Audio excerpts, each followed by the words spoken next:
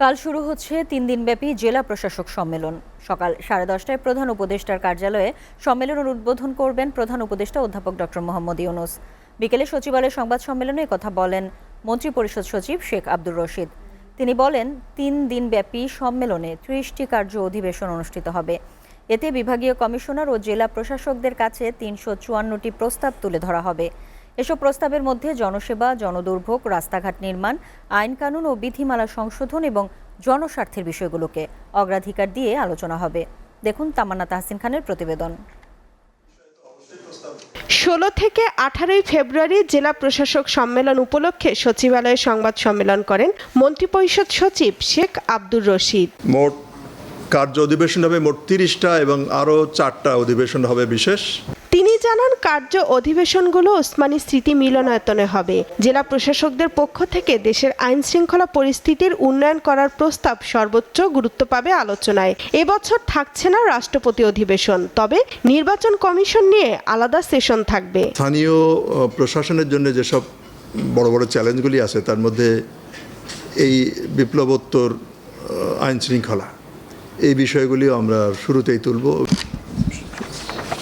উদ্বোধন অনুষ্ঠানটা হবে প্রধান উপদেষ্টা কার্যালয়ের শাপলা হলে, আর বাংলাদেশ অ্যাডমিনিস্ট্রেটিভ সার্ভিস অ্যাসোসিয়েশনের যে সভাটি হবে সেটি হবে বাংলাদেশ চীন মৈত্রী সম্মেলন কেন্দ্র, আন্তর্জাতিক সম্মেলন কেন্দ্র, সেখানে হবে। মাননীয় প্রধান বিচারপতির সাথে যে নির্দেশনা গ্রহণের একটা কল অন প্রোগ্রাম আছে সেটি হবে বাংলাদেশ সুপ্রিম কোর্টে। মন্ত্রিপরিষদ সচিব বলেন, গত বছর ডিসি সম্মেলনে নেওয়া সিদ্ধান্ত সমূহের 46% বাস্তবায়িত হয়েছে। আগের সরকারের অগ্রাধিকারমূলক অনেক বিষয় বর্তমান সরকারের অগ্রাধিকারের মধ্যে পড়ে না। এ কারণেই অনেক বিষয় কম বাস্তবায়ন হয়েছে। নব থিয়েটার বিভিন্ন জায়গায় আছে, সবগুলি প্রায় একই ধরনের নাম দিয়েছিল।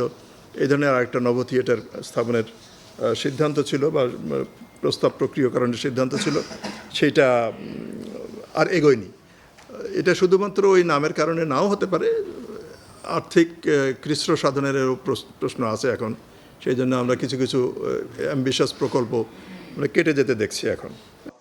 ভূমি ব্যবস্থাপনা, স্থানীয় সরকার প্রতিষ্ঠান সমূহের কার্যক্রম জোরদার করা সহ বিভিন্ন বিভাগ নিয়ে আলোচনা করা হবে বলেও জানান মন্ত্রিপরিষদ সচিব শেখ আব্দুর রশিদ। নির্বাচন করতে হবে বলে সকল পক্ষ থেকে একটা চাপ আছে, আমাদের সরকারের পক্ষ থেকে সেই প্রণোদনা আছে। আমরা চাই নির্বাচনের মাধ্যমে একটি সুষ্ঠু সুন্দর সরকার তৈরি হোক। তারা নির্বাচন কমিশন তো চাইতেই পারে যে কী ধরনের রোল তারা লোকাল অ্যাডমিনিস্ট্রেশন থেকে আশা করে। বিশেষ করে আমরা গত কয়েক বছরের বা কয়েকটা নির্বাচনের ক্ষেত্রে লোকাল অ্যাডমিনিস্ট্রেশনের কিছু ভূমিকা নিয়ে আমরা বিতর্ক হতে দেখেছি।